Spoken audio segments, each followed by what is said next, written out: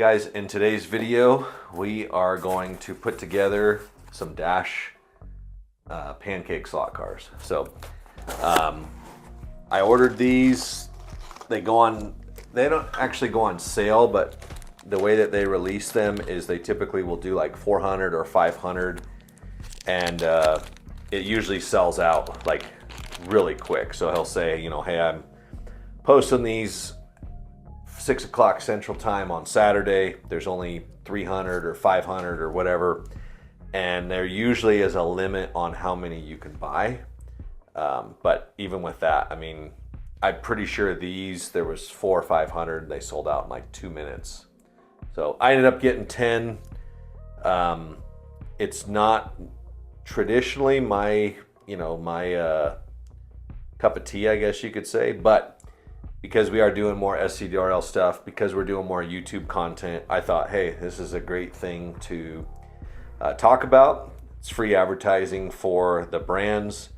But yeah, I mean, I'm pretty sure that the site said that they were ready to run, completed, and this is kind of how I got it, which the chassis are in the bag, and then it looks like in this separate bag we have guide pins, wheels, tires, springs, front axles, all of that stuff. So I guess it depends on who you are, depends on what you get from them. But if they weren't supposed to, or if they were supposed to come like this, my bad, I missed it. I just know that the other cars that I bought in the past, they were fully assembled. So we got one out of the package here, and just kind of going over what's here. I mean, I always, it sounds weird, but I feel the car, and a lot of that will tell me how good the mold quality is, and this is very, very good. So,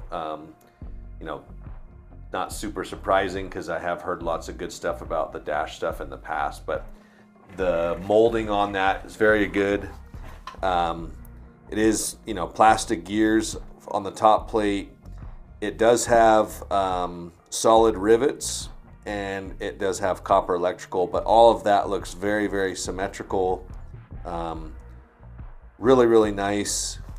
The spring plates, I think is what they're called. They look really consistent. Doesn't look like anything is too out of whack. The rear axle play is really good. It probably could be tightened up just for hardcore racing. The cluster shaft, it doesn't have any axial slop to it, which is really nice. So that's a good job on that. Looks like there is some reinforcement in there for how it's been molded. But let's go ahead and put this thing together and give it a run. So looks like first bag up here is going to be, actually it looks like they're mixed tires. So we'll just grab a set of rears out of here, and we'll look for some fronts. So the fronts are skinnier than the rears. Not sure if these are rubber or silicone, but they do feel, I mean, they feel like silicone, but if they are rubber, they're definitely a soft rubber. But a little bit of flashing, no big deal though. I don't think any of that will affect the way that it works. And two, I mean, these things, I forget how much these were, but they were not very expensive. So anything that I say that might be derogatory toward these, I mean, for the price, you really can't beat it if you're looking for a brand new pancake platform. This will fit all of the AFX T-Jet bodies, so all of that stuff will fit on there, which is great. And if you're looking to get one of those cars back out on track, this is a great way to do it. So I think earlier or last week we did a video on one of our barn finds, which it was a little Ford, I think it was a Ford J car is what guys told me in the comments. That body would go right on here if you didn't want to use the Aurora stuff. But just kind of moving on, we've got the pickup shoes out of the package. So nice shoe, looks pretty durable. I mean, it's actually very, very, very rigid. So the hardness of that is pretty hard. Let's see, got guide pin here. That is probably pretty standard. Front axle. One thing I've always wondered on the front axles for the T-Jets is why the center spline. And I guess I'm going to answer my own question and just say that it's a universal front and rear, but the splines are narrower on this one, so I actually don't know why that's like that. Maybe you guys could fill me in the comments. Let me know why the T-Jet front axles are splined. I'm just going to put stuff away as we go, just so that we kind of are keeping things nice and tidy. Got a rim set here. So I think of all the things that we have looked at so far, I think that installing the rims is going to be probably the most problematic thing for most people. If you don't have a press, if you don't have any way of putting that on there, that's definitely going to be, in my opinion, the most problematic thing. But we'll figure it out. We'll see how easy it is once we get there. But here we have a clothespin full of pickup springs. Just shot everywhere, continuing to shoot everywhere. But we only need 2. Oh my gosh, and we unloaded a whole bunch of them. These things are crazy, going everywhere. It is not springtime yet. You just see that? They literally just rocketed off of there. All right, we're gonna do this, guys. We're getting these springs. I don't even know. I guarantee you we lost some. 1, 2, 3, 4. Maybe not. Unless, oh yeah, we definitely lost some. But it's all good. We only need 2 for this video, so that's what we're gonna do. The rest of them, we'll find them eventually. So I think I'm gonna go ahead and put those on there. I'm gonna try to do this without using any tools so that you guys can kind of see this. Hopefully I can do it. One thing that is nice is on the bottom of this chassis, it does have a little spring pocket molded in there, so that's a super nice feature. The spring does stay in place. We are going to try to hook this one in here and see. Yeah, that goes on very, very nicely. So 1 down. Oh my gosh, 1 to go. During the winter time here in Utah, my fingers, everything dries out, start cracking, start to lose feeling. Just the way it goes here, but I'm sure that that is aiding to this. But if you guys have any secret methods to doing this easier, let me know, because I honestly, without my extra glasses and sometimes without some tools, like, I don't know how the heck I would be doing that stuff. But got the shoes on there. They look pretty consistent across the flat plane there, so I'm guessing that that's going to be what we want. I don't know what tire sizes these are. You know, I'm not super familiar with this stuff, but one thing I always watch for too is how close the pickup shoe is to the end of the tab. You can see that thing. It wouldn't take much for that shoe to come off of there. So I usually will try to bend stuff back.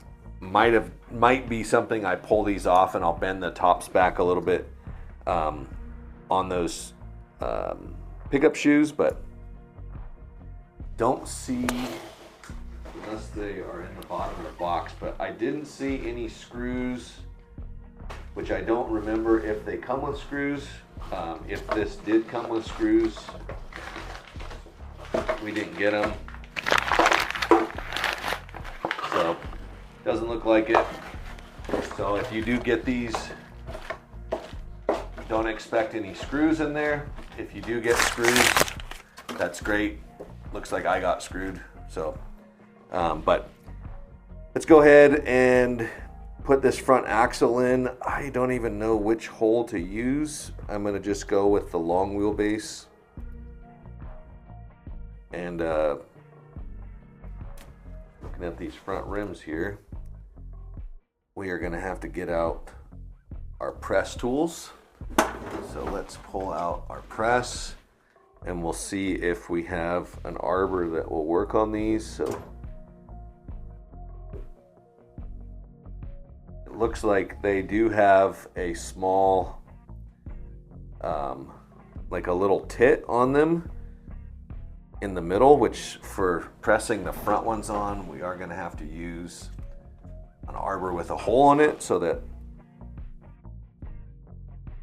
could press on there. But let's just see how this works here. So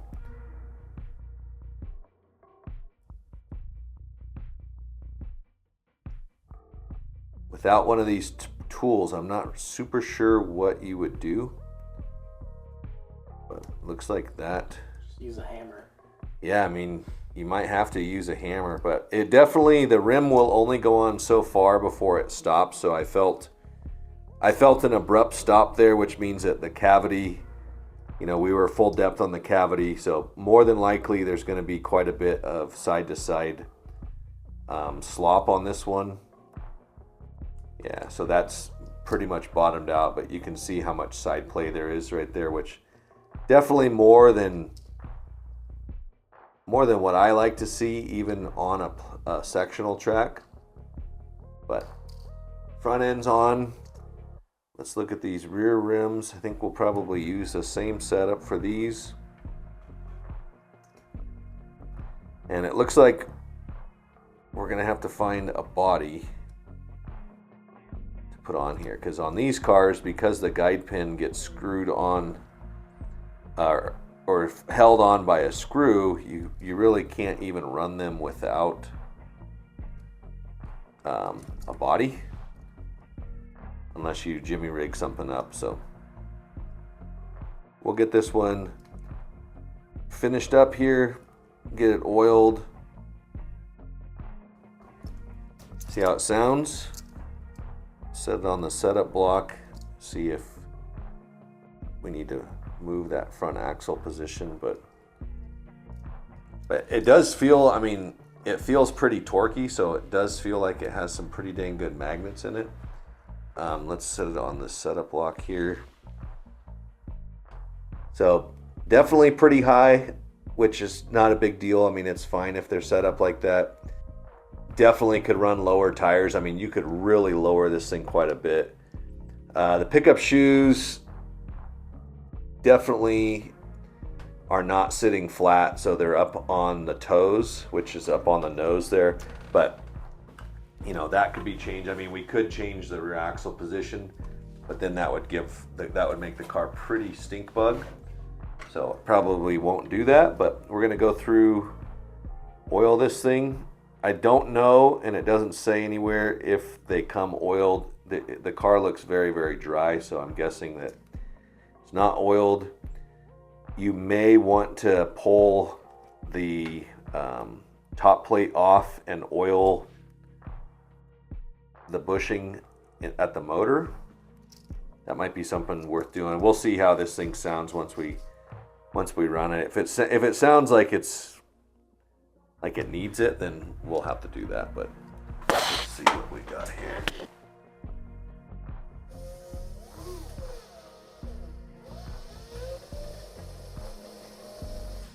Okay, so super smooth, which is great, but I can tell that the armature does sound like it's a little bit dry. So ideally you want to get some oil on the top plate between the armature and which you can't really do on this without pulling the top plate off of there. But next up, gonna be finding a body for it, which let's go look for a body, Jets. I don't have anything in that case. This might work. Nope, it doesn't have screws in it, so that won't work. Might have to use that body. So that's the only option that we got, but that'll work. Okay, we're back. So we're gonna pull this body off of this. I think it's a Cougar. Ah, just bit me. Frick. Psych. Gotta watch out for them cougars. Yeah, we are in cougar country here in Utah, so gotta watch out for them. Yeah, I don't even know where this car came from, but this is a skinny tire T-Jet. Somebody soldered the gears on. I don't think that was factory. Maybe you guys could let me know. It does have a green wire, green arm in it. I don't even know what that means for these things. I don't really care. But we will use these screws. No idea if these are original or not. The poster cracked on the body, so it really doesn't matter. I guess I could have left that back one in there, because the way these things usually go is it kind of slides under, and it looks like we are going to have to change the wheelbase. This is a short wheelbase setup, so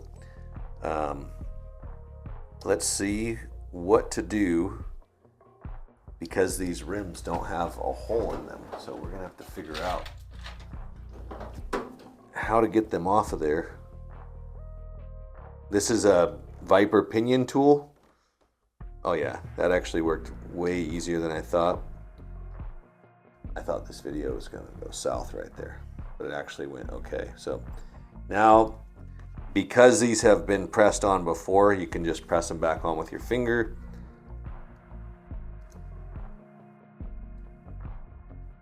And we'll check again. Okay, that looks pretty good. Grab our guide pin. One thing I do recommend checking on, when you have brand new guide pins for the T-Jets, you want to make sure that it's not too long. So you just want to check it on a piece of track. Make sure it's not in there, but I mean, you can see this thing, super high rider, but I know a lot of guys like that look. And I mean, it looks way cooler than it did with these little skinny, like this was grandma's Mercury Cougar. This is Mullet Mike's Mercury Cougar. Okay, so let's go see how Mullet Mike's Mercury Cougar runs on the track. All right guys, we got Mullet Mike out here at the test track. So run pretty low voltage, but this thing is very hooked up. Not a lot of sliding going on. Very responsive. I don't really see, the front end bouncing or nothing. So I mean, this, really, really good, especially for the money. It does, like I had said, it is running on the toes of the shoes, which, I mean, you can go through and tweak those and get those to set up for your track. My guess is that this is just a standard setup that'll work on all tracks. It's not ideal, but it definitely does work. These tires are very, very hooked up, so they're very sticky. The car is not going to be out there fishtailing. But if you want to drive a modern car with an old school body, it's tough to beat that. So let's head back to the drag strip and we'll see what kind of times Mullet Mike can run. Hey guys, we're at the drag strip with Mullet Mike. Sam and I were just talking, and we think that the fastest, or the only T-Jets that have run on this in the past, they ran like 2.6 seconds.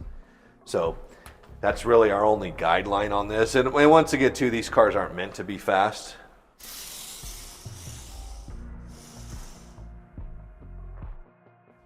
.8. All right, let's try that again. It almost seemed like it was doing a green light surge right there, but we'll give it a go again here.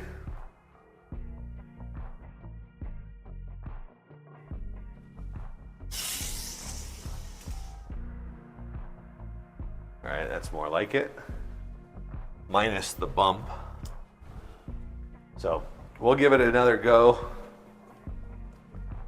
It could just be that the track's dirty, but we use this thing every single day. So, but we'll see. All right, it's a pretty good pass. So that's more respective of what I think to expect out of it. 1599.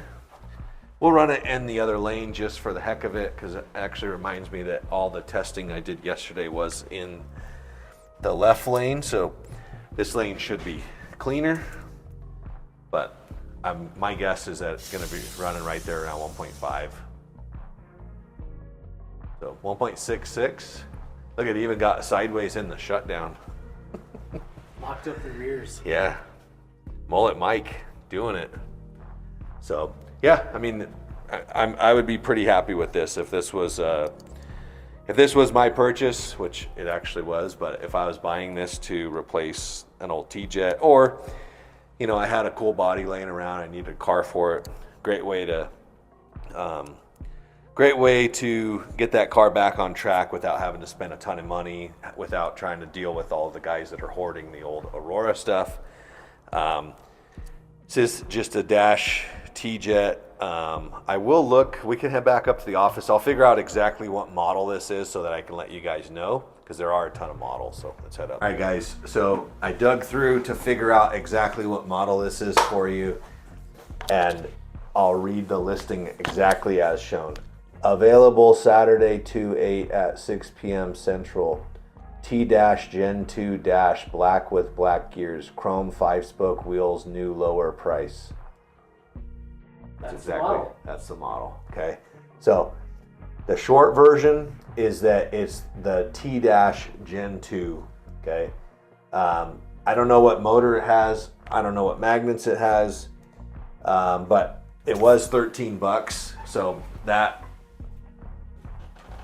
Where's my Mullet Mike? Mullet Mike was $13. So it's pretty good. I mean, that's pretty good, $13. Would have been cooler if I didn't have to build it, but I get it. You know, if that's the way that they come, then that's the way that they come. So hopefully you guys enjoyed the video. If there's tips or tricks or anything else that you guys, you know, or if you have a gazillion pickup shoe springs that you want to donate to me because I lose them all the time, hit me up for the address. We'll see you on the next one.